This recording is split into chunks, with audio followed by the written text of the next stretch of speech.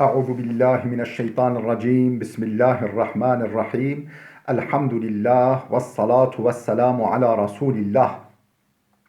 Değerli arkadaşlar, Farsça gramer dersimizin 57.sini yapmak üzere birlikteyiz. Geçen dersimizde merhum muallim Ahmet Cevad'ın Lisan-ı Farsi adlı kitabından 152. sayfaya gelmiştik. Konumuz neydi? Temrin-i Çehelu Heftum. Temrin-i Çehelu Heftum 47. temrin alıştırma. Türkçe'ye tercüme ediniz. Bir parça veriyor bize. O parçayı Türkçe'ye tercüme etmemizi istiyor. Kıssa, hikaye. بعض از مورخین یونان قدیم افسانه های عجیب درباره عادات اهل هند حکایت کرده‌اند که یکی از آنها این است که در آن مملکت صحرایی است پر از ریگ که آنجا به سبب خشکی و بی‌آبی هیچ آبادی نمی باشد. نه دیدی؟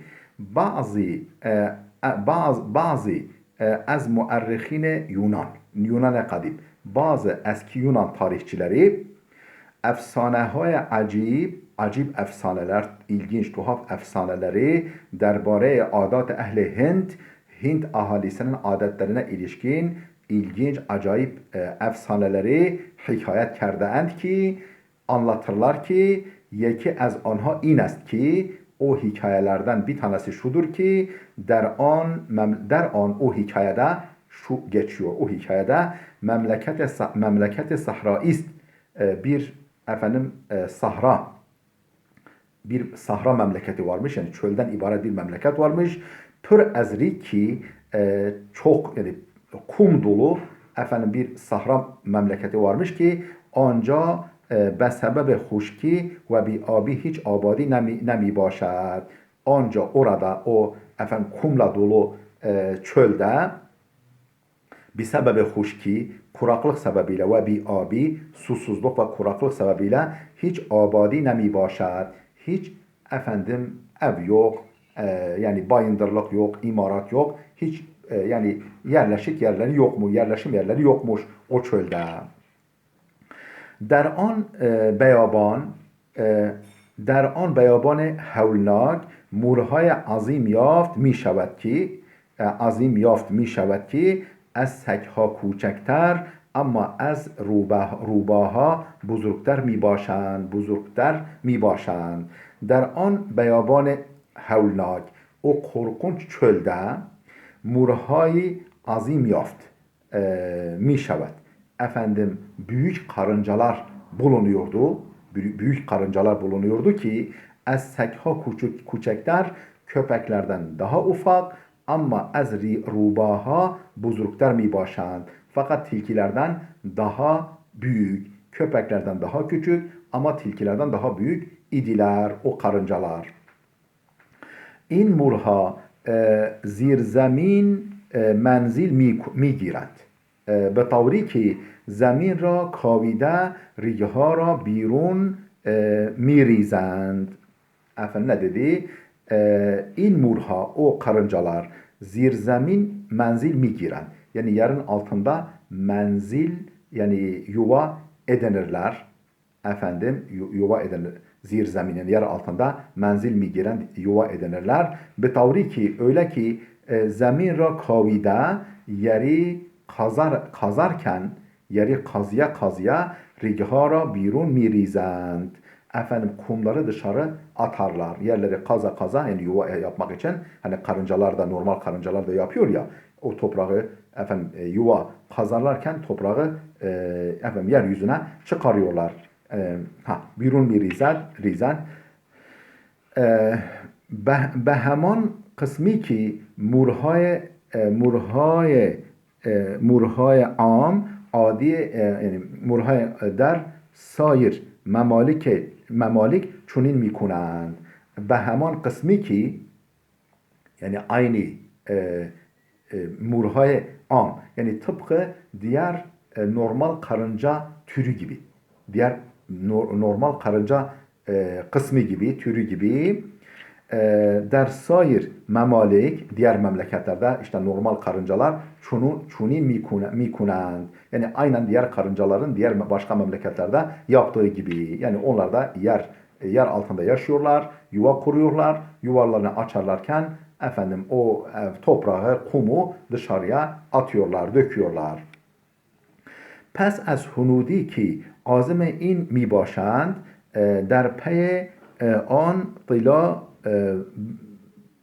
روند آن طلا روند بدین طور تدبیر می کنند pes as an bundan sonra yani bu onlar yuvalarını yapıp kumları dışarı attıktan sonra pes pes on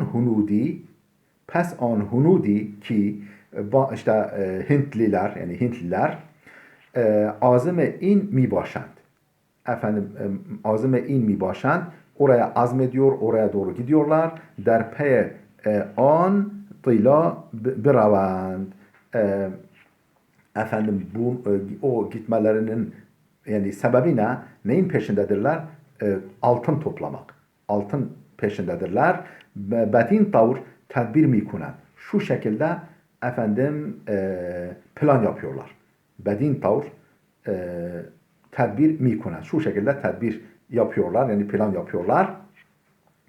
Şu şekilde gidip oradan altın getiriyorlar. Her şahs سه شتر را که یکی از آنها باید ماده باشد her şahıs سه شتر را her şahıs 3 tane deveyi ki yeki az anha o develerden bir tanesi bayet made başat. Dişi olmalı. Yani her birisi 3 tane deve alıyor. Bir tanesi dişi olmalı. Ba heme mi bendent o 3 deveyi birbirine bağlıyorlar. Benev'i ki şuture made vasat an du şutur ener başat. Benev'i ki öyle bir tarza ki şuture made yani dişi deve der vasat an du şutur ener başat. Dişi deve diğer iki erkek devenin ortasında olmalı. Ve an şutur made باید تازه از کره خود جدا شده. Fakat o dişi deve efendim yavrusundan yeni ayrılmış olmalı. Yani yavrusundan ilk defa yavrusundan ayrılmış olmalı. Çünkü der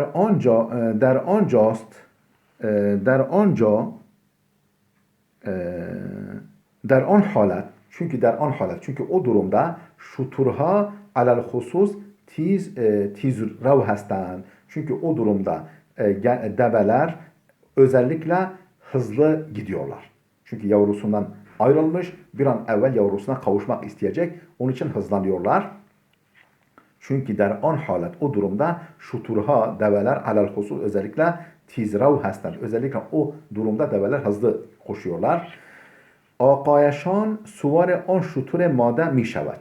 Yani onların beyi yani o efendim altın toplamaya giden Hintlilerin beyi reisi suvar an şutur made mişevet. Efendim o dişi deve biniyor ve çun efendim cevalهای خود را از آن ریگ پر کرده است efendim kendi çuvallarını o kumla doldurunca her çizutlar şuturha ra bermi engizler. Yani elden geldiği kadar imkan ölçüsünde develerini hızlı koşturuyor. Ta bermurha sabkat cüstem ta ki efendim o karıncalarının önüne geçsin. Yani karıncalar onlara yetişemesin. Ta bermurhay sabkat cüste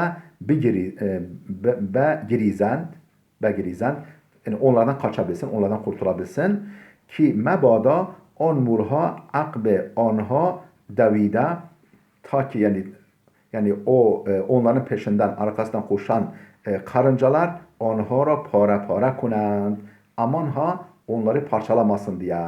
Yani o efendim arkalarına koşan karıncaların kendilerini parçalamaması için. Bedin tavr bu şekilde tilara beçenk averde bu şekilde altını elde ederek ber tüccar ecnebi mi furuşan yabancı tüccarlara satarlar. Demek ki o kumların içerisinde yer altından çıkan o kumlar içerisinde altın parçacıkları var.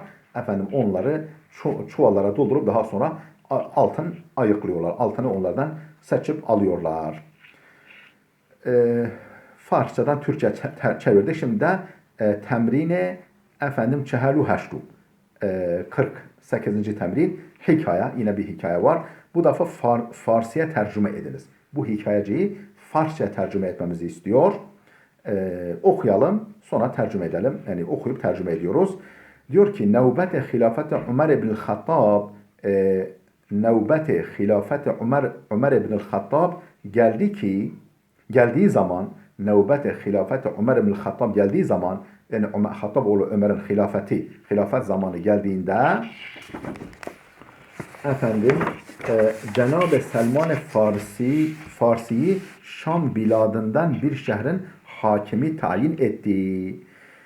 Ve bunun için kendisine 5000 dirhem maaş tahsis eyledi. Hazreti Ömer halife olduğunda, onun hilafet zamanı geldiğinde Selman Farisi Hazretlerini Şam yani Suriye memleketinden bir şehre vali tayin etti, yani idareci tayin etti ve ona 5000 dirhem maaş bağladı. Şimdi bunu tercüme ediyoruz. Çun zamanı hilafeti Ömer ibn Hattab resid, çun zamanı hilafeti Ömer ibn Hattab resid, Cenab-ı Selman Farsi را استاندار یکی از شهرهای شام تعیین نمود. Cenab-ı Selman Farsi Hazretlerini standar yeki az şerhay Şam şehirlerinden herhangi birinin idarecisi olarak tayin etti. Ve behemin hatır ve bu sebeple berayeş 5000 dirhem deryafti mahane tahsis dad. Ve behemin hatır işte bunun için berayeş, onun için o Selman Farisi hakkında 5000 dirhem deryafti mahane yani aylık 5000 dirhem maaş tahsis dad.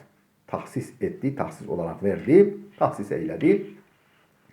Hazreti Selman, dur şimdi ne dedi? Dur bakalım Arap Türkçesini okuyalım. Hazreti Selman hurma yaprağından zembil örerdi. Hazreti Selman hurma yaprağından zembil örerdi ve ondan maişeti temin eylerdi. Maişetini temin eylerdi ve ondan geçimini sağlardı. Ve maaş parasını Allah yolunda hayrata verirdi. O maaş parasını Allah yolunda hayırlı işlere harcardı. Şimdi Hazreti Selman az berg hurma zembil و sebet mibafid.